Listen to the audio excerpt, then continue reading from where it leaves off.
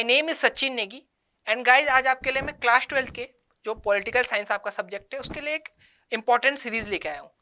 इस सीरीज के थ्रू पहले हम क्या करेंगे मैं आपको ये बता देता हूँ।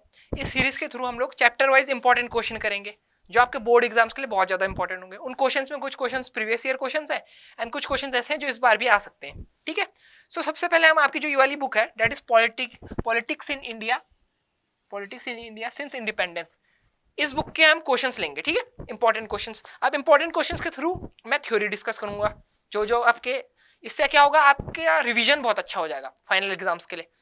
सो जो आपका फर्स्ट चैप्टर है उससे स्टार्ट करते हैं, that is challenges of nation building. ठीक है, ये काफी इंपॉर्टेंट चैप्टर है बट जो आपके लिए मैं क्वेश्चंस लाया हूं कुछ एमसीक्यू है, कुछ थोड़े से लॉन्ग क्वेश्चंस है, कुछ शॉर्ट क्वेश्चंस है। सो ऐसे करते हैं, पहले लॉन्ग से स्टार्ट करेंगे देन शॉर्ट देन आपके एमसीक्यू। ठीक है, क्योंकि इस बार आपके आई गेस 12 क्वेश्चन एमसीक्यू आएंगे, so this will help you also. Okay, so let's start our lecture. ठीक है, सो सबसे पहले लॉन्ग क्वेश्चन से स्टार्ट करते हैं। सो गाइज ये आपके क्वेश्चन है, कुछ एमसीक्यू हैं, कुछ थोड़े से शॉर्ट आंसर टाइप है एंड ये लॉन्ग क्वेश्चन है। लॉन्ग क्वेश्चन से क्या होगा कि थोड़ी बहुत आपकी रिवीजन हो जाएगा क्योंकि मैं थ्योरी समझाऊंगा। ठीक है, सो यस। सो गाइस जो आपका फर्स्ट क्वेश्चन है लॉन्ग क्वेश्चंस में, that is describe the events that led to the merger of Hyderabad and Manipur with the union of India. अब गाइस आपको पता है जब हम इंडिपेंडेंट हुए थे उस टाइम अप्रोक्सीमेटली 565 प्रिंसली स्टेट्स हुआ करते थे इंडिया में। मेजोरिटी तो इंडिया में मर्ज हो गए थे लेकिन कुछ प्रिंसली स्टेट्स को प्रॉब्लम थी इंडिया में मर्ज होने में। उनमें से एक था हैदराबाद एंड एक था मणिपुर। अब इसको ये क्वेश्चन ये पूछना चाह रहा है कि जो हैदराबाद एंड मणिपुर का मर्जर हुआ था इंडिया में वो कैसे हुआ था। सो गाइज मैं आपको सबसे पहले हैदराबाद के बारे में बताऊंगा। गाइज जो हैदराबाद था वो इंडिया का वन ऑफ द लार्जेस्ट, उस टाइम सबसे ज्यादा लार्जेस्ट प्रिंसिपल स्टेट हैदराबाद था। ये इंडिया के बिल्कुल बीचों बीच है मैप में। ठीक है, एंड इसका जो रूलर था वो था मुस्लिम, उसको क्या बोलते थे, निजाम ऑफ हैदराबाद। निजाम ऑफ हैदराबाद कौन है, ये जो हाथ जोड़ रहे हैं ना, ये है निजाम ऑफ हैदराबाद। ठीक है, and he was one of the world's richest man. ठीक है, ये भी इनकी थी। सो हुआ क्या कि जो निजाम था वो हैदराबाद के लिए एक इंडिपेंडेंट स्टेटस चाहता था। अब इंडिपेंडेंट स्टेटस तो वो चाहता था कि हम इंडिया का पार्ट नहीं बनना चाहते, लेकिन वही है और ऊपर से उसके बाद एक फाइटिंग फोर्स भी थी। ये जो निजाम थी इसके पास ना एक वो थी, इसकी पैरामिलिट्री फोर्स थी, उनको क्या बोलते थे, रजाकार्स बोलते थे कि रजाकार से। ठीक है, और निजाम ब्रिटिश और पाकिस्तान की बीच चाहता था कि हम हैदराबाद को इंडिपेंडेंट रखना चाहते हैं ताकि जो इंडियन फोर्सेज है या इंडियन गवर्नमेंट है वो हैदराबाद को इंडिया में एसीड ना कर ले। सो निजाम ने क्या किया कि क्या हुआ कि नेगोशिएशन स्टार्ट हुए गवर्नमेंट ऑफ इंडिया और निजाम के बीच कि हैदराबाद को इंडिया का पार्ट बनाना चाहिए नहीं बनाना चाहिए। लेकिन क्या हुआ, जो पीजेंट्री थी हैदराबाद रीजन में, जो तेलंगाना रीजन है ना हैदराबाद में, तो अब you can also write the peasantry in the Hyderabad region was particular the victim of.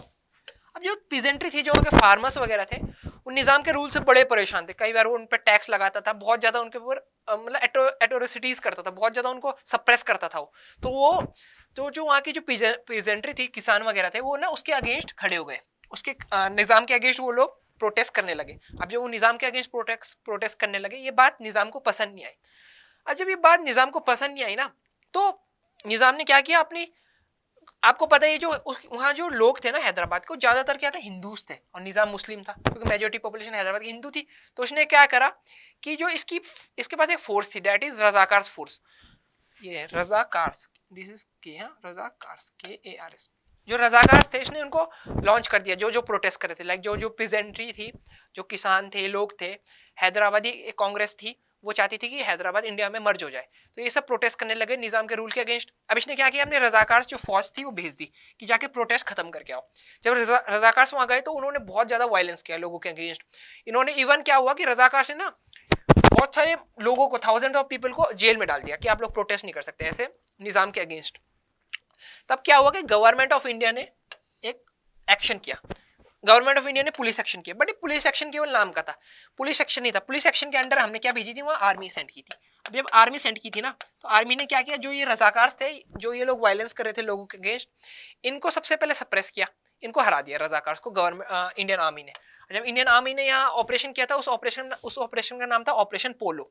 ठीक है, अब ऑपरेशन पोलो उसका नाम था। अब ऑपरेशन पोलो जो इंडियन आर्मी का ऑपरेशन था, उसका नाम ऑपरेशन पोलो क्यों था बताओ, क्योंकि ना हैदराबाद उस टाइम ऐसा प्रिंसली स्टेट हुआ करता था जहां सबसे ज्यादा पोलो के फील्ड्स थे, तो उसको इंडियन आर्मी ने ऑपरेशन पोलो नाम रख दिया गया। इससे क्या हुआ, हैदराबाद को लिबरेट करा गया और इंडिया का पार्ट बनाया गया। फिर जब रजाकार थे ना, जब वो हार गए थे इंडियन आर्म फोर्सेस से, दैट इज इंडियन आर्मी से, तो उसके बाद वही है कि निजाम ने क्या साइन कर लिया था, इंस्ट्रूमेंट ऑफ एसेशन साइन कर लिया था। अब इंस्ट्रूमेंट ऑफ एसेशन क्या था, instrument of accession instrument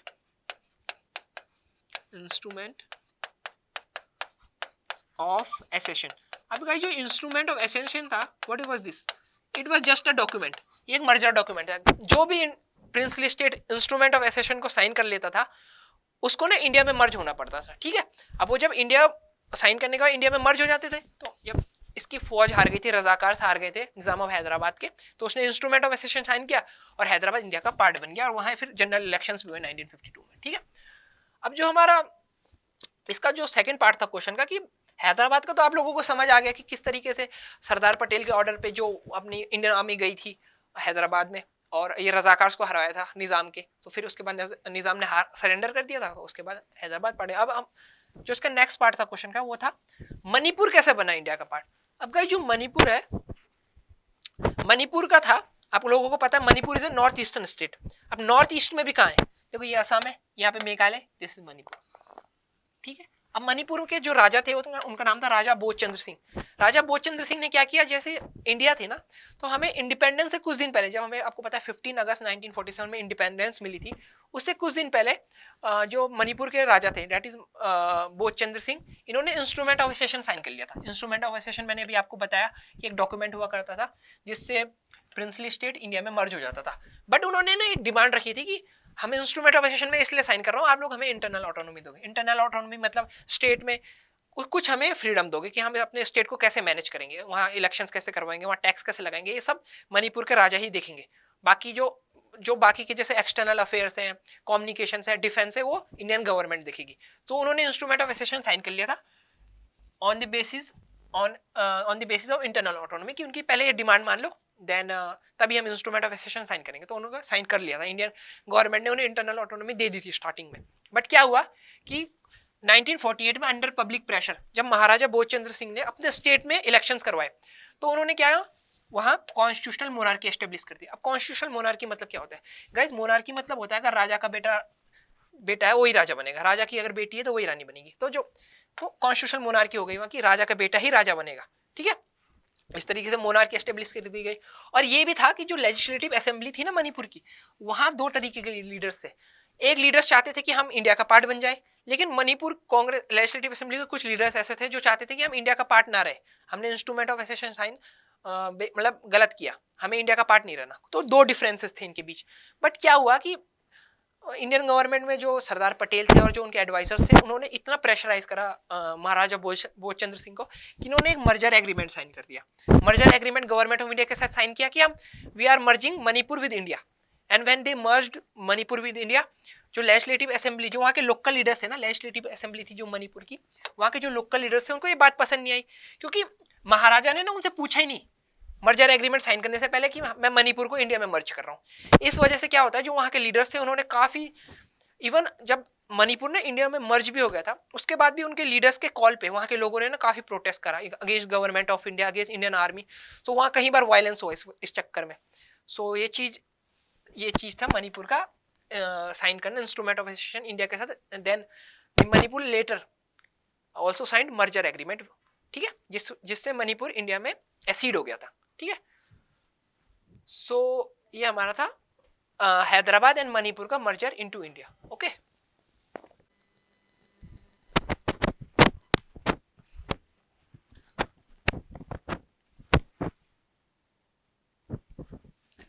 so guys, जो हमारा नेक्स्ट क्वेश्चन है that is what are the reasons being used by Nehru for keeping India secular? Do you think these reasons were only ethical and sentimental or were there some prudential reasons as well? अब guys, आपको पता है कि India is a secular country, right? तो जो नेहरू ने reason दिए थे इंडिया को सेकुलर रखने के, क्या वो केवल एथिकल थे या सेंटिमेंटल थे, दैट इज इमोशनल, या फिर उनके पीछे कुछ प्रूडेंशियल रीजंस भी थे? प्रूडेंशियल मतलब कुछ प्रैक्टिकल रीजन, रियलिटी से रिलेटेड, ठीक है। सो जो प्रूडेंशियल रीजन है उनको भी डिस्कस करेंगे और एथिकल एंड सेंटिमेंटल को भी। सो जो जवाहरलाल नेहरू, जो हमारे first prime minister of India थे, उन्होंने जो रीजंस दिए थे इंडिया को सेकुलर रखने के, उसका एक रीजन उन्होंने ये दिया था कि मुस्लिम माइनॉरिटी बहुत बड़ी है इंडिया में, that there was a Muslim minority who are so large in numbers that they can not go anywhere else.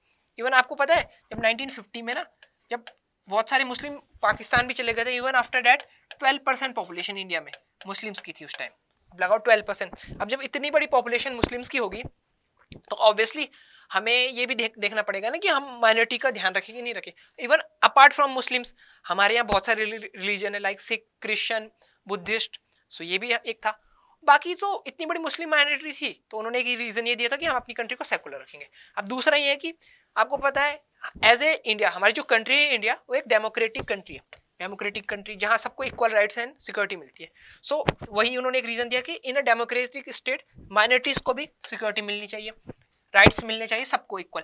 जरूरी नहीं मेजोरिटी कम्युनिटी को ही राइट्स मिले, माइनॉरिटी को भी सेम सेट्स ऑफ राइट्स मिलने चाहिए, क्योंकि in a democracy all are treated equal, ठीक है, respective of their either they are minority और दे आर मेजोरिटी, ठीक है। जो हमारा थर्ड रीजन है that is all citizens should be equal irrespective of their religious affiliations. Being religious or a believer would not test of citizenship. अब तीसरा religion ये था कि अगर कोई ना बहुत अच्छा, मतलब all citizens will be treated equal. अब किसी का रिलीजन चाहे कुछ भी हो, हिंदू हो, मुस्लिम हो, क्रिश्चियन हो या सिख हो, he will be treated equal, क्योंकि on the basis of religion हम सबको इक्वल ट्रीट करते हैं, ठीक है। और कोई अगर बहुत ज़्यादा रिलीजियस पर्सन भी, इसका मतलब ये नहीं कि he is a good citizen also. अगर आपको एक अच्छा गुड इंडियन सिटीजन बनना है तो इसका मतलब ये नहीं कि आपको रिलीजियस होना जरूरी नहीं, ठीक है। तो ये भी है कि जो सारे सिटीजन्स हैं वो इक्वल है इररिस्पेक्टिव ऑफ देयर रिलीजन, चाहे आपका कोई भी रिलीजन हो आपको इक्वल ही ट्रीट किया जाएगा, ठीक है। ये कुछ रीजन दिए थे नेहरू ने, बट इनके पीछे क्या कुछ प्रूडेंशियल रीजन भी थे, कुछ प्रैक्टिकल रीजन भी थे। So let's see that. अब गाइस जो कुछ प्रूडेंशियल रीजंस के बारे में बात करें तो नेहरू जी ये कहते थे कि India is a country of different religions. आपको पता है मुस्लिम्स हैं, ठीक है, सिख्स हैं, हिंदूज हैं, क्रिश्चियन है, बुद्धिस्ट, अब इतने सारे रिलीजन एक ही कंट्री में होना। और अगर हम जैसे पाकिस्तान है, पाकिस्तान का स्टेट रिलीजन क्या है, इस्लाम, ठीक है। वहाँ उन्होंने मुस्लिम्स के रिलीजन को अपना कंट्री का रिलीजन मान लिया, बट हमारी कंट्री में तो इतने सारे माइनॉरिटीज थे। हमने क्या सोचा कि अगर सबको इक्वल राइट्स देने हैं, सबको इक्वली ट्रीट करना है, तो कंट्री को क्या सेकुलर रखेंगे। और नेहरू भी सेकुलर कंट्री को सेकुलर रखने के फेवर में थे। इवन जब हमारा कॉन्स्टिट्यूशन बना ना तो उसमें भी हमने ये आइडिया डाला था कि हम लोग हमारी कंट्री सेकुलर रहेगी, ठीक है। इंडियन कॉन्स्टिट्यूशन में ये लिखा हुआ है, ठीक है। आप देख सकते हैं अतुल्य भारत, इसमें आप देख सकते हैं कोई सिख है, कोई क्रिश्चियन है, कोई मुस्लिम है, ठीक है, कोई हिंदू है। So because in India we treat everyone equally respective of their religion, ठीक है। सो हमारा ये क्वेश्चन था। अब जो हमारा नेक्स्ट क्वेश्चन है गाइस, that is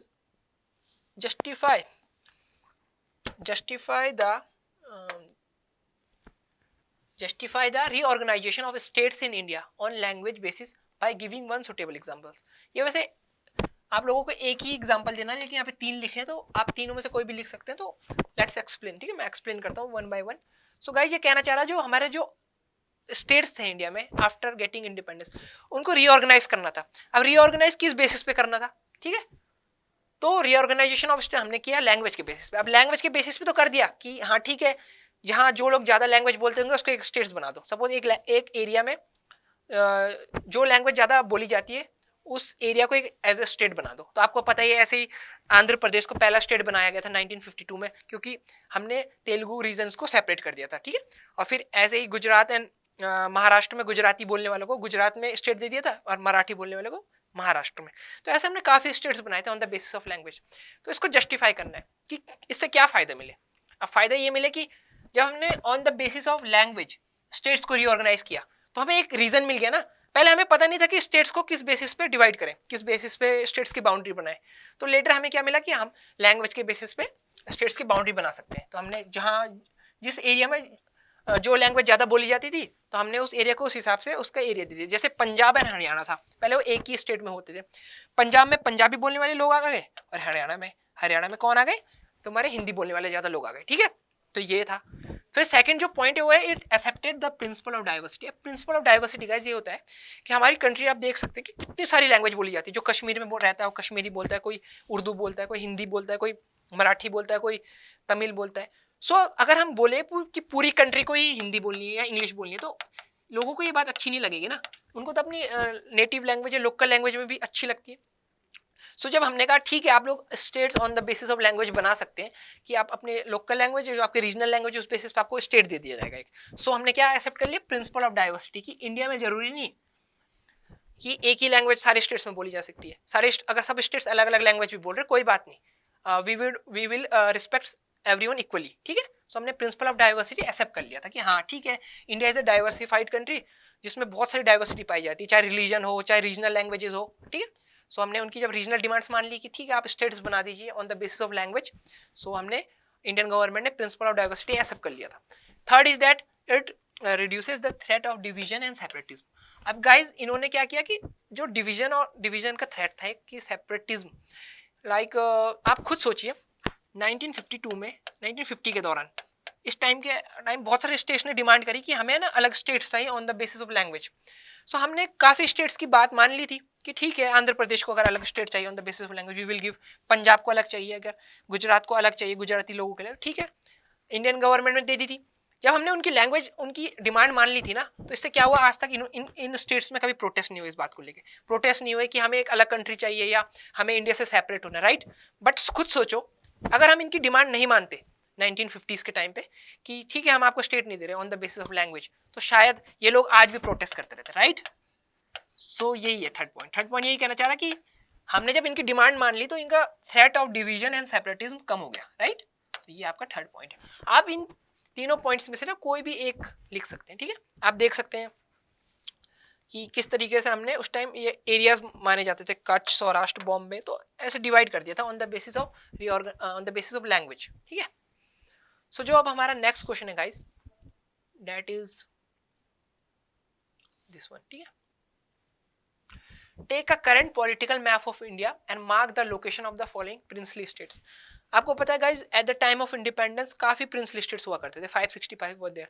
तो अभी उनमें से कोई भी 3 प्रिंसली स्टेट्स दिए हैं और वो पूछ रहे हैं कि इनको मैप में आप लोकेट करके दिखाइए। सो गाइज अगर आपको मैप में लोकेट करना है ना इनको, so what you can do, पहला है जूनागढ़। गाइज आपको पता है जूनागढ़ का है, पहले तो ये पता होना चाहिए ना जूनागढ़ का है, जूनागढ़ का है, जूनागढ़ इज इन गुजरात। तो आपको सिंपली ऐसे लोकेट कर देना, अगर आपके एग्जाम में आता है ना मैपिंग बेस्ड, तो जूनागढ़ का यहाँ आप लोकेट कर देंगे, ठीक है, जूनागढ़। सेकंड क्या है, मणिपुर। अब गाइस आप लोगों को पता होना चाहिए मणिपुर क्या है, मणिपुर एक नॉर्थ ईस्टर्न स्टेट है। अब नॉर्थ ईस्टर्न स्टेट्स किस लिए आपको पता होना चाहिए कि मणिपुर कहाँ है। नॉर्थ ईस्टर्न स्टेट्स में भी बहुत सारे नॉर्थ ईस्टर्न स्टेट्स हैं, these are your north eastern states. अब इसमें मणिपुर का है, आप कुछ ऐसा कर सकते हैं कि ये दो तो फ्रेंड हो गए, Tripura and Mizoram, and this is your Manipur, ठीक है। तो इसको आप ऐसे करके मणिपुर लोकेट करेंगे इन एग्जाम, दिस वन। थोड़ा सा इसको मैं क्लियर कर देता हूँ आप लोगों के लिए, ठीक है, आपका मणिपुर हो गया, राइट। अब आपका जो थर्ड है दैट इज मैसूर। पहले तो पता होना चाहिए मैसूर कहाँ है, ठीक है। गाइस जो मैसूर है वो कर्नाटक में, where is Karnataka, this is Kerala, this is what, Tamil Nadu, this is Karnataka and यही मैसूर है। But how you will locate this, ठीक है, this is your Mysore. So आप लोगों के एग्जाम में भी ना ऐसे ही लोकेट करना है, मैप बेस्ड क्वेश्चन तो आएगा ही, ठीक है। सो इस तरीके से आपको लोकेशंस पता होने चाहिए, कौन सा नॉर्थ ईस्टर्न स्टेट कहाँ है, कौन सा स्टेट इंडिया में कहाँ है, क्योंकि आ सकता है, ठीक है। तो this was your mapping question.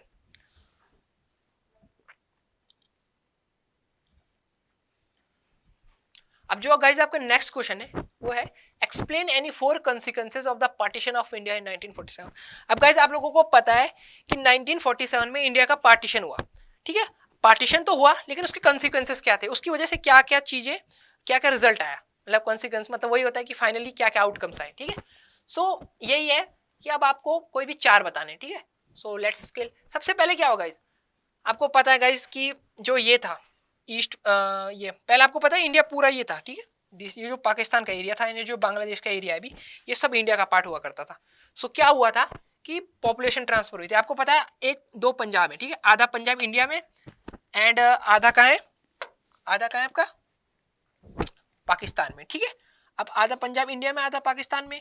सो क्या हुआ था कि कुछ लोग इंडिया के पंजाब से पाकिस्तान वाले पंजाब में गए थे, कुछ पाकिस्तान वाले पंजाब से इंडिया वाले पंजाब में। ऐसी बंगाल में हुआ था, जो ईस्ट पाकिस्तान है, ईस्ट पाकिस्तान से कुछ लोग वेस्ट बंगाल में आए थे, कुछ लोग वेस्ट बंगाल से ईस्ट पाकिस्तान में गए थे, राइट। तो इस वजह से क्या हुआ था, पॉपुलेशन ट्रांसफर हुआ था लार्ज स्केल, राइट। अब जो हमारा सेकंड है killings and atrocities on both the sides. Killings तो हुई थी गाइस, आपको पता है eight the time of independence ना, बिकॉज ऑफ पार्टीशन जब लोग इधर से उधर गए 10 लाख पीपल डाइड, मतलब इतने लोग मर गए ओनली बिकॉज ऑफ पार्टीशन। क्या होता था कि जो इंडिया वाले पंजाब से पाकिस्तान वाले पंजाब में जाता था, अगर वो हिंदू है तो उसे वहां के मुस्लिम्स किल कर देते थे, पाकिस्तान के मुस्लिम्स।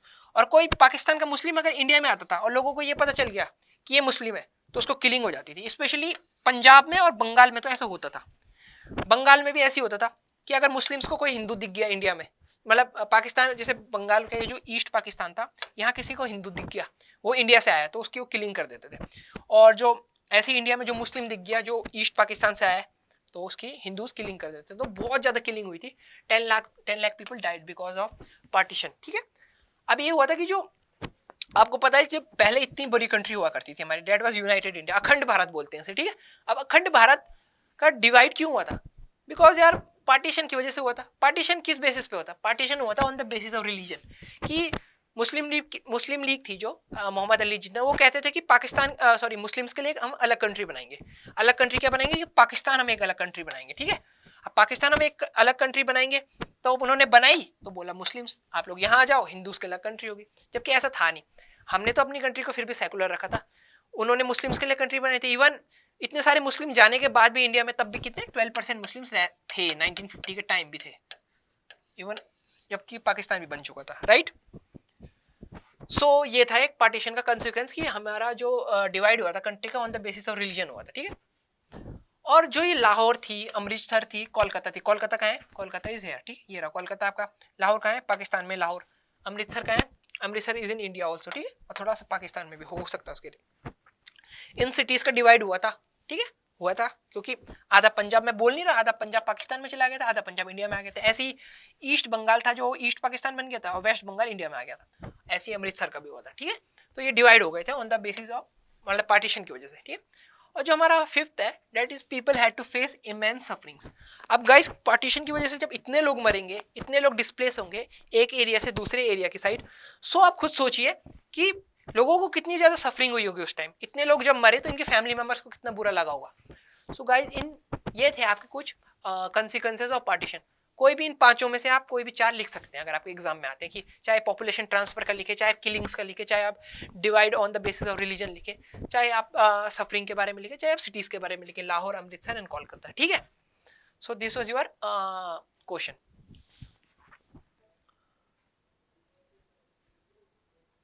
अब जो गाइस आपका नेक्स्ट क्वेश्चन है that is explain the circumstances that led to the accession of Hyderabad to India in 1948।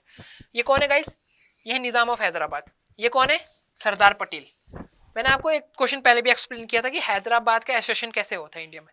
तो गाइस वही है, इस क्वेश्चन में भी वही लिखना है आपको कि लोगों ने एक मूवमेंट करी अगेंस्ट निजाम रूल्स, क्योंकि जो निजाम का रूल था वहाँ के पीजेंट्री को, वहाँ के लोगों को पसंद नहीं आ रहा था, क्योंकि वहाँ की जो मेजोरिटी पॉपुलेशन था वो हिंदू थी एंड मुस्लिम लीडर थे निजाम। और ये बहुत ज़्यादा क्या करते थे, वहाँ की जो पॉपुलेशन थी उस पर बहुत ज़्यादा वो करते थे, क्या बोलते हैं, एट्रोसिटीज़ करते थे, उनको परेशान करते थे। तो इस वजह से क्या हुआ कि जब हाई टैक्सेस लगने लगे पीजेंट्री पे हैदराबाद की, तो लोग प्रोटेस्ट करने लगे निजाम के रूल के अगेंस्ट। वहाँ की जो पीजेंट्री थी आपको पता है, तेलंगाना आपको बोला ही मैंने, हैदराबाद में, तो वो अगेंस्ट प्रोटेस्ट करा। उसके बाद जो कम्युनिस्ट पार्टी थी वहाँ हैदराबाद में एक कम्युनिस्ट पार्टी भी थी, एक हैदराबादी कांग्रेस थी। ये भी ना चाहते थे कि हैदराबाद इंडिया का पार्ट बने, निजाम का रूल हटना ये चाहते थे कि निजाम का रूल हट जाए और इंडिया और हैदराबाद इंडिया का पार्ट बन जाए। उसके बाद क्या हुआ कि निजाम ने पता क्या किया था? निजाम ने ये किया था कि अपनी जो उसकी पैरामिलिट्री फोर्स थी, उनको क्या बोलते थे, रजाकार्स बोलते थे। उसने ना, इन्होंने क्या कि बहुत ज्यादा लोगों पे वायलेंस करा। जो भी लोग प्रोटेस्ट कर रहे थे उन पे इन्होंने बहुत ज्यादा वायलेंस करा। अब जब बहुत ज्यादा वायलेंस हुआ तो सरदार पटेल ने ऑर्डर दिया था, आपको पता है कि इंडियन आर्मी को ऑर्डर दिया था। इंडियन आर्मी के जो मेजर जनरल JN चौधरी थे, इन्होंने ऑपरेशन पोलो लेड किया था। ऑपरेशन पोलो की वजह से हमने रजाकार्स को हरा दिया था। जब रजाकार्स हार गए थे तो जो निजाम ऑफ हैदराबाद थे उन्होंने इंस्ट्रूमेंट ऑफ एसेशन साइन कर लिया था एंड हैदराबाद को इंडिया का पार्ट बना दिया था। तो कुछ ये थे आपके सर्कमस्टेंसेस जिससे हैदराबाद का एसेशन हो गया था इंडिया में। ठीक है, ओके। सो गाइज जो अब हमारा नेक्स्ट क्वेश्चन है that is who was Potti Sriramulu and what was his contribution for the formation of Andhra state. Guys ये पूछना चाह रहे हैं, एक लीडर थे पोट्टी श्रीमल्लू, वो कौन थे? अब गाइज मैं आपको बताऊं, जो पोट्टी श्रीमल्लू थे ये थे। ठीक है, इनकी वो फोटो है एंड पोटी श्रीमल्लू गांधीयन फॉलोअर थे, गांधी जी को बहुत ज्यादा ये फॉलो करते थे, कांग्रेस वर्कर भी थे ये, ठीक है। बट क्या हुआ कि जब आंध्र प्रदेश में लोगों ने डिमांड करी कि हमें आंध्र प्रदेश एक स्टेट अलग चाहिए on the basis of language, कि तेलुगु स्पीकिंग एरियाज को अलग कर दीजिए और हमें हमारा आंध्र प्रदेश दे दीजिए, ठीक है। तो जब आंध्र प्रदेश को बनाने की बात आई on the basis of language, तो सबसे ज्यादा कंट्रीब्यूशन किसका था? पोटी श्रीमल्लू का। पोटी श्रीमल्लू थे, उन्होंने क्या किया कि एक फास्ट पे लिया, उन्होंने एक फास्ट लिया 56 डेज का। बट इनका फास्ट इतना ज्यादा शायद सीवियर हो गया था, जिस वजह से 56 डेज बाद इनकी डेथ हो गई बिकॉज ऑफ फास्ट। और जब फास्ट हुआ, मतलब इनकी जब डेथ हो गई फास्ट के बाद, तो वायलेंट प्रोटेस्ट स्टार्ट हो गए आंध्र प्रदेश के एरिया में। वहाँ लोगों ने बहुत ज्यादा प्रोटेस्ट किया अगेंस्ट गवर्नमेंट, और जब इतना ज्यादा प्रोटेस्ट हुआ तो फिर फाइनली क्या हुआ, जो इंडिया के उस टाइम प्राइम मिनिस्टर थे दैट इज जवाहरलाल नेहरू, उन्होंने क्या किया, उन्होंने आंध्र प्रदेश को बोला ठीक है we are making Andhra Pradesh a different state on the basis of language, और इस वजह से 19 दिसंबर 1952 में आंध्र प्रदेश को एक सेपरेट स्टेट बना दिया गया, ठीक है। तो इसमें पोटी श्रीमल्लू का अगर कंट्रीब्यूशन देखें तो बहुत बड़ा था, क्योंकि इन्होंने जो 56 डेज का फास्ट लिया था, फिर जो इनकी डेथ हुई, डेथ होने के बाद लोगों ने बहुत ज्यादा प्रोटेस्ट करा, क्योंकि इनके आंध्र प्रदेश के बहुत बड़े लीडर थे। तो इनकी जब डेथ हुई तो उस वजह से प्रोटेस्ट बहुत ज्यादा बढ़ गए थे, वायलेंट हो गए थे। सो गवर्नमेंट ऑफ इंडिया ने, जवाहरलाल नेहरू ने आंध्र स्टेट को एज ए सेपरेट स्टेट बना दिया था, ठीक है। सो ये आप लिख सकते हैं अगर पोटी श्रीमल्लू का कंट्रीब्यूशन आए। और अगर पेपर में कुछ इस टाइप का क्वेश्चन भी आता है कि कौन सा स्टेट था जो on the basis of language सबसे पहले बना, तो कौन था? आंध्र प्रदेश। और आंध्र प्रदेश की आपको मैप में भी लोकेशन पता होनी चाहिए, क्या पता मैप बेस्ड क्वेश्चन भी आ सकता है आपके पास, ठीक है। अब जो गाइस हमारा जो नेक्स्ट क्वेश्चन है दैट इज दिस, ठीक है। अब क्वेश्चन है कि Mahatma Gandhi said on 14th August 1947 that tomorrow will be a day of rejoicing as well as mourning. According to Mahatma Gandhi, why would 15th August 1947 be a day of rejoicing as well as mourning? Gandhi ji ने कहा 14 अगस्त को कहा था कि जो कल का 15 अगस्त का दिन होगा ना, वो खुशी का दिन भी होगा और दुख का भी दिन होगा। मतलब ऐसा दिन है जिस दिन आप लोग हैप्पी भी हो सकते हैं, खुश भी हो जाओगे, and you will be sad also, ठीक है। तो गांधी जी ने ऐसा क्यों कहा था गाइस? इसका एक ही रीजन था। अब आप खुद सोचिए, 14 अगस्त को पाकिस्तान ऐसे कंट्री बना था, ठीक है, 15 अगस्त को इंडिया बना था। तो गांधी जी ना पार्टीशन के बहुत अगेंस्ट है। गांधी जी नहीं चाहते थे कि पाकिस्तान एंड इंडिया सेपरेट हो, बट हुआ, इंडिया पाकिस्तान अलग कंट्री बना, इंडिया अलग ही कंट्री है, तो सेपरेशन तो हुआ, ठीक है, पार्टीशन तो हुआ। तो गांधी जी बड़े सैड थे इस बात को लेकर कि 15 अगस्त को इंडिया सेपरेट हो जाएगा पाकिस्तान से। सो इसलिए गांधी जी बोल रहे थे कि 15 अगस्त का जो डे होगा वो बड़ा सैड डे होगा, क्योंकि उस दिन पाकिस्तान हमसे अलग हो जाएगा, क्योंकि वो तो पहले इंडिया का ही पार्ट था। तो गांधी जी इसलिए इस बात को लेकर थोड़ा सैड कह रहे थे कि सैड होगा। एंड गांधी जी बोल रहे थे कि कल का दिन सेम डे, खुशी का भी दिन है, दुख का भी दिन है। तो अब खुशी का दिन क्यों होगा? खुशी का दिन इसलिए क्योंकि यार गाइस आपको पता ही है जो गांधी जी थे, आपको पता है ये यंग गांधी जी हैं, this is photo of young Gandhi ji, जब वो काफी ज्यादा यंग थे। तो गांधी जी ने बहुत ज्यादा स्ट्रगल किया था, आपको पता है, अंग्रेजों के खिलाफ बहुत ज्यादा प्रोटेस्ट करवाए, बहुत सारे मूवमेंट्स गांधी जी ने लीड करे थे। So after years of struggle, जब हमें 15 अगस्त को 1947 को आज़ादी मिल रही थी अंग्रेजों से, तो ऑब्वियसली हम खुश भी होंगे ना कि इतनी मेहनत करे, इतना स्ट्रगल करा है, सो अब हमें आज़ादी मिल गई है। सो थोड़ा खुशी का दिन भी होगा, बट दुख का दिन इसलिए था क्योंकि पाकिस्तान हमसे उस दिन अलग हो गया था। तो गांधी जी का कहने का ये मतलब था इस स्टेटमेंट के थ्रू, ठीक है। I hope you will able to justify this statement now, right? Okay, now let's move on to next question guys. अब गाइस जो हमारा नेक्स्ट क्वेश्चन है, What did the signing of the instrument of accession by the rulers of the princely states mean? अब जो instrument of accession था ना guys, ये क्या था? ये बेसिक ये बोलना चाह रहा है, व्हाट वाज दिस, राइट?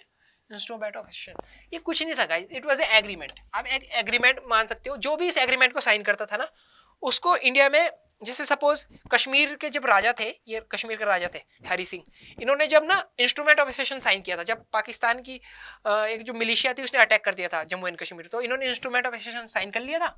उस वजह से क्या हुआ था, वो जम्मू एंड कश्मीर इंडिया में मर्ज हो गया था। सो जो भी प्रिंसली स्टेट उस time instrument of accession sign कर लेता था, instrument of accession was just an agreement, जो भी साइन कर लेता था उससे वो स्टेट इंडिया में एसिड हो जाता था, ठीक है। सो सिंपल मीनिंग है, instrument of accession means the signing of an agreement for merging the province in India. तो कश्मीर भी इसी टाइप से इंस्ट्रूमेंट ऑफ एसेशन जब साइन हो गया था, तो कश्मीर को भी, जम्मू एंड कश्मीर को भी इंडिया में ही हमने मर्ज कर दिया था, ठीक है।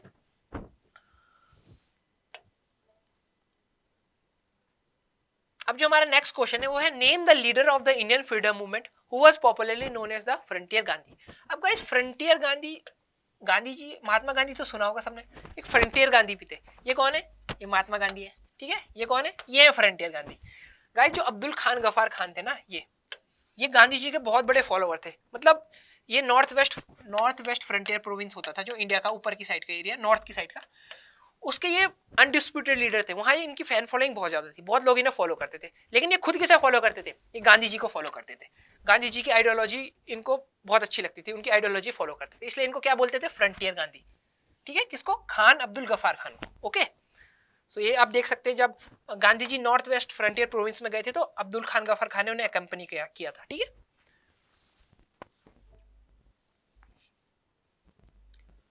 अब गाइस जो हमारा नेक्स्ट क्वेश्चन है that is Which was the first state created on the basis of language in free India? अब गाइस इसका तो आपको मैं पहले स्टोरी सुना चुका हूँ। पोट्टी श्रीमल्लू जो आंध्र प्रदेश के लीडर थे, उन्होंने फास्ट रखा था 56 डेज का। जब उनकी 56 डेज के बाद फास्ट हो गया, डेथ हो गई थी फास्ट के बाद, तो लोगों ने फिर बहुत ज़्यादा प्रोटेस्ट करा था, वायलेंस किया था कि इनकी डेथ हो गई। अब तो लोगों ने और ज़्यादा प्रोटेस्ट बढ़ा दिया था। उस वजह से गवर्नमेंट ऑफ इंडिया ने आंध्र प्रदेश को सेपरेट स्टेट बना दिया था। ये आप देख सकते हैं आंध्र प्रदेश है। पहले आंध्र प्रदेश ना मद्रास का पार्ट हुआ करता था। ये मद्रास था पूरा, जो रेड एरिया नहीं है, दिस वाज मद्रास। अब उसमें से कव आउट करके, मतलब थोड़ा सा कट करके, ये आंध्र प्रदेश का स्टेट को थोड़ा छोटा बना दिया था, ठीक है। So this was our question. कौन सा फर्स्ट स्टेट कौन सा था on the basis of language in free India? Andhra Pradesh, ठीक है। सो गाइस जो अब हमारा नेक्स्ट क्वेश्चन है वो है who is known as the iron man of India. Guys आपने हॉलीवुड का आयरन मैन तो देखा होगा। हॉलीवुड का आयरन मैन तो काफी लोगों बच्चों को पता होता है, लेकिन इंडिया के आयरन मैन के बारे में काफी कम बच्चों को पता होता है। आपको पता होना चाहिए कि who was known as iron man of India. अब इनको आयरन मैन ऑफ इंडिया आपको पता है क्यों बोला जाता है? जब प्रिंसली स्टेट्स थे, उनका इंटीग्रेशन की, उनको इंडिया में जोड़ने की जिम्मेदारी इनके ऊपर ही दी थी जवाहरलाल नेहरू ने, इनकी और इनकी टीम के ऊपर। सो जो इनके एडवाइजर्स थे और ये थे, इनकी पॉलिसी की वजह से जो 565 प्रिंसली स्टेट्स हुआ करते थे जब हम आज़ाद हुए थे at the time of independence during 1947, तो इनकी वजह से वो प्रिंसली स्टेट्स इंडिया में मर्ज हुए थे, क्योंकि इनकी जो पॉलिसी थी, थोड़ा उनको कंसेशंस देते थे, उनको प्रीवी पर्सेस देते थे, लाइक उनको थोड़ा ना कुछ इनकी डिप्लोमेटिक क्या कह सकते हैं, इनके पास एक वो थी आर्ट ऑफ परसुएशन। अब आर्ट ऑफ परसुएशन की वजह से इन्होंने जो 565 प्रिंसली स्टेट्स थे उसमें से majority of the princely states को इंडिया में मर्ज कर दिया था। तो कौन थे? उनका नाम था सरदार पटेल। ये जो स्टैचू है ना, ये वाला, ये सरदार पटेल का स्टैचू ये कहाँ है? गुजरात में। और this is world's like tallest statue, 182 metre है। कहाँ है? गुजरात में। कभी आप घूमने जाओ तो यहाँ देखना जरूरी से, ठीक है। इवन जो स्टैचू ऑफ लिबर्टी है ना यूएसए का, वो ओनली 93 मीटर का है। तो सोचो कितनी बड़ी इसकी हाइट है, ठीक है। सो आयरन मैन किन्हें कहा जाता है? सरदार पटेल। क्यों कहा जाता है? क्योंकि उन्होंने प्रिंसली स्टेट को इंटीग्रेट करने में, इंडिया में इंटीग्रेट करने में बहुत ज्यादा मेन रोल निभाया था, ठीक है। अब हमारा जो गाइस नेक्स्ट क्वेश्चन है, देखिए B is the answer. The state reorganisation commission was appointed in which year? अब गाइस एक स्टेट रीऑर्गेनाइजेशन कमीशन आया था, ठीक है। अब जो स्टेट रीऑर्गेनाइजेशन कमीशन आया था वो क्यों आया था? गाइस वो इसलिए आया था कि अब हम स्टेट्स को ना on the basis of language कि जो स्टेट्स का रीऑर्गेनाइजेशन है वो कैसे करें, क्योंकि आंध्र प्रदेश तो ऑलरेडी बन चुका था 1952 में। अब हमें बाकी स्टेट्स से भी डिमांड आने लग गई थी कि हमें भी स्टेट्स, हमारे स्टेट को भी on the basis of language बनाओ। तो गवर्नमेंट ने स्टेट रीऑर्गेनाइजेशन कमीशन अपॉइंट किया था। ये कब किया था? 1953 में। इसके बाद आपको पता ही है 1960 में महाराष्ट्र एंड गुजरात को अलग कर दिया गया था लैंग्वेज के बेसिस पे। गुजरात में गुजराती बोलने वाले लोग, महाराष्ट्र में मराठी बोलने वाले लोग, ठीक है।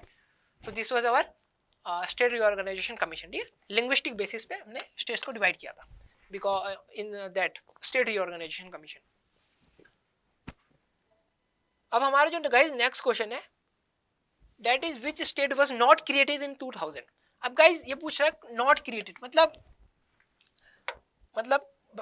कौन सा नहीं है, ठीक है।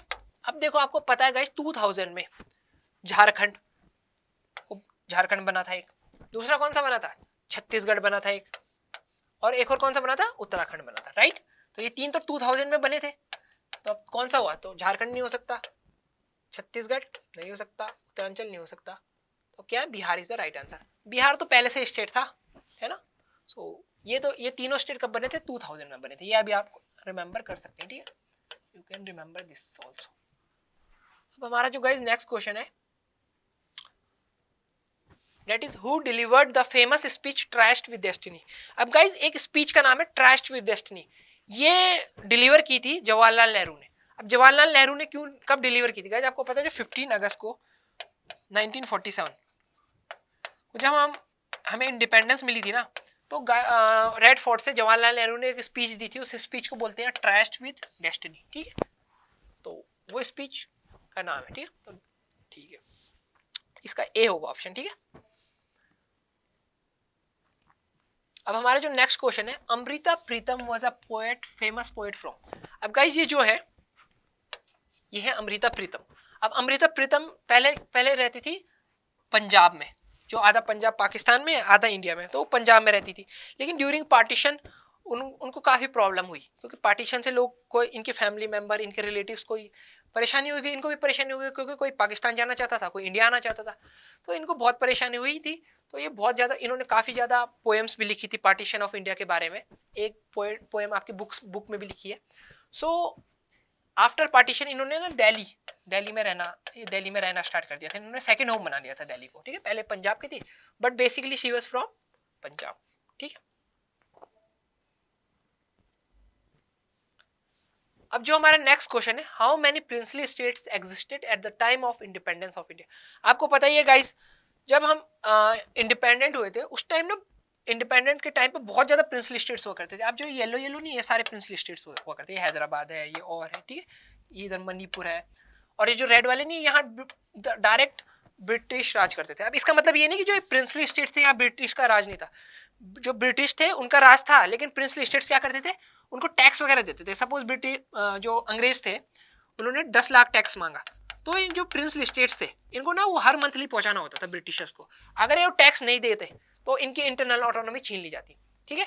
सो इनकी प्रिंसली जो स्टेट्स में प्रिंसेस थे उनके ऊपर कौन थे, ब्रिटिशर्स थे। बट जो प्रिंसली स्टेट्स थे, जब वो टैक्स वगैरह पूरा दे देते थे, तो उनको थोड़ी बहुत इंटरनल ऑटोनॉमी दी जाती थी कि आप हाँ अपने स्टेट के अफेयर्स को मैनेज कर सकते, ठीक है। सो दिस वाज योर, तो कितने प्रिंसली स्टेट हुआ करते थे at the time of independence of India, 565, ठीक है। C is your answer. अब जो गाइस हमारा नेक्स्ट क्वेश्चन है, that is Garam Hava, a movie that depicts the hardship and indecision of the protagonist is related to which one of the following events. आपको क्या लग रहा है गाइस, ये फोटो किस चीज से रिलेटेड लग रही है आपको, है ना। लग नहीं रहा कि कुछ लोग ट्रेन में भाग रहे हैं, कहीं दूर जा रहे हैं, वो भी ओवर क्राउडेड ट्रेन है। तो गाइस ऐसा सीन ना पार्टीशन के टाइम था, ट्रेन इतनी ज्यादा भर भर के जाती थी ना, कोई पाकिस्तान जा रही है, कोई इंडिया आ रही है, और क्योंकि लोगों ने डिस्प्लेस हो गए थे ना पार्टीशन की वजह से, कोई पाकिस्तान में रहना चाहता था, कोई इंडिया में। सो ये थी, तो गरम हवा ना एक मूवी बनी फिर उस पर, पार्टीशन ऑफ इंडिया पे। तो इसका आंसर क्या होगा, सी होगा, ठीक। अब गाइस जो हमारा नेक्स्ट क्वेश्चन है वो है, which one of the following leaders played an important role in the integration of princely states of India. आपको पता ही है सबसे ज्यादा इंपॉर्टेंट रोल किसका था, हैदराबाद को भी किसने इंडिया में एनेक्स करवाया था, मणिपुर, जूनागढ़, किसका था, दैट इज सरदार पटेल, ठीक है। इसको आपको मैं पहले ही एक्सप्लेन कर चुका हूं।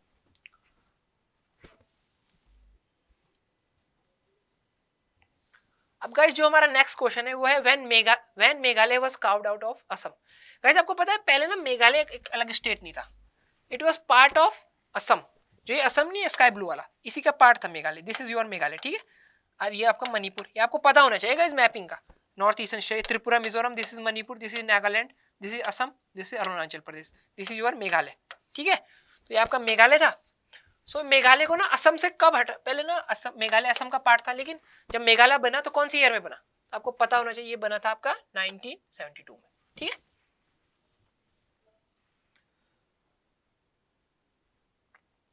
अब गाइस जो हमारा नेक्स्ट क्वेश्चन है, that is mention any two princely states that resisted their merger with the Indian union just after independence.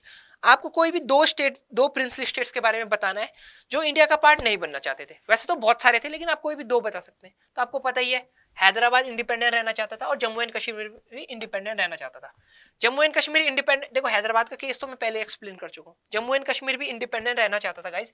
क्या हुआ था कि जम्मू एंड कश्मीर के जो राजा थे हरि सिंह, पहले वो ना पाकिस्तान का पार्ट बनना चाहते थे ना इंडिया का। लेकिन क्या हुआ कि जब पाकिस्तान ने जम्मू एंड कश्मीर पर अटैक कर दिया, तो जो जम्मू एंड कश्मीर के किंग थे, राजा थे, उन्होंने इंडियन गवर्नमेंट से हेल्प मांगी।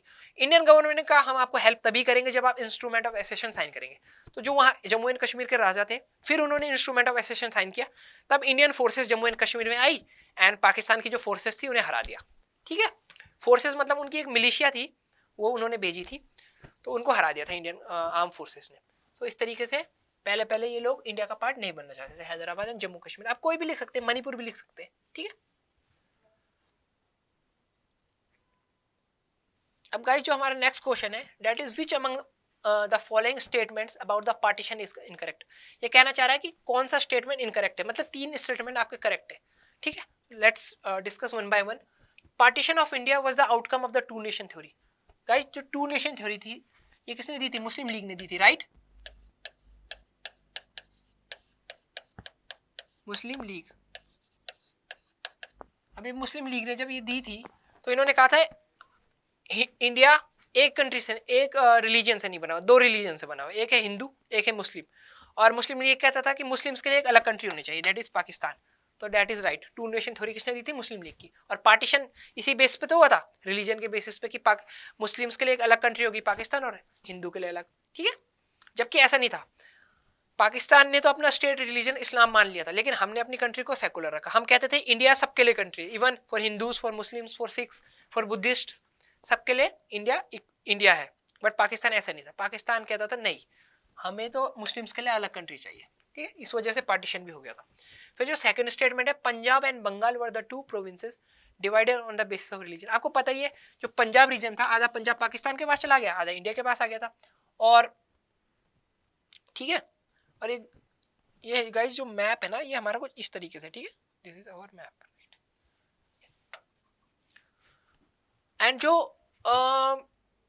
पंजाब एंड बंगाल थे, ठीक है, पंजाब, आधा पंजाब पाकिस्तान के पास, आधा इंडिया में। जो बंगाल था ना, बंगाल, आपको पता ही है, जो ईस्ट बंगाल था वो that was known as east Pakistan, और जो वेस्ट बंगाल है वो हमारे पास है, इंडिया के पास है। और ईस्ट पाकिस्तान था वो लेटर क्या बन गया? 1971 में बांग्लादेश बन गया, जब इंडियन आर्म फोर्सेस ने बांग्लादेश की हेल्प की थी यहाँ पाकिस्तान को, पाकिस्तानी आर्मी को हराने में। ठीक है, आप कुछ आपके नेक्स्ट चैप्टर में कुछ इसके बारे में डिटेल में भी है। ठीक है, जो आपका फोर्थ ऑप्शन है, that is the scheme of partition included a plan of transfer of population across the border. ये कहना चाह रहा है कि जब पार्टीशन हुआ था तो क्या कोई प्लान था कि पॉपुलेशन को कैसे ट्रांसफर करना है बॉर्डर के अक्रॉस? गाइस आप खुद सोचो, पता क्या हुआ था? 14 एंड 15 अगस्त 1947 को ये डिसाइड नहीं हुआ था कि पॉपुलेशन का ट्रांसफर कैसे करना है, पाकिस्तान में कौन लोग कैसे जाएंगे और इंडिया में कौन से लोग कैसे आएंगे। इस वजह से क्या हुआ कि जब 14 एंड 15 अगस्त को लोगों को इन्फॉर्मेशन मिली कि पार्टीशन हो रहा है, और उनको बोला कि आप लोग ना अब निकल लीजिए, जिसको पाकिस्तान में रहना हो पाकिस्तान जाओ, जिसको इंडिया में रहना है इंडिया जाओ, और सबको 14 एंड 15 अगस्त को ही बताया। इस वजह से क्या हुआ कि कोई आदमी पैदल भागा, कोई बैलगाड़ी से भागा, कोई ट्रेन से भागा, तो इस वजह से काफ़ी किलिंग वगैरह भी हुई, आपको पता ही है। सो बहुत ज़्यादा लोगों को सफरिंग का सामना करना पड़ा था। सो ये रॉन्ग स्टेटमेंट है, partition of India does not included a plan. ठीक है, कोई प्लान था ही नहीं कि ट्रांसफर ऑफ पॉपुलेशन कैसे करना है बॉर्डर के अक्रॉस। तो इसका आंसर क्या होगा? D is your incorrect statement.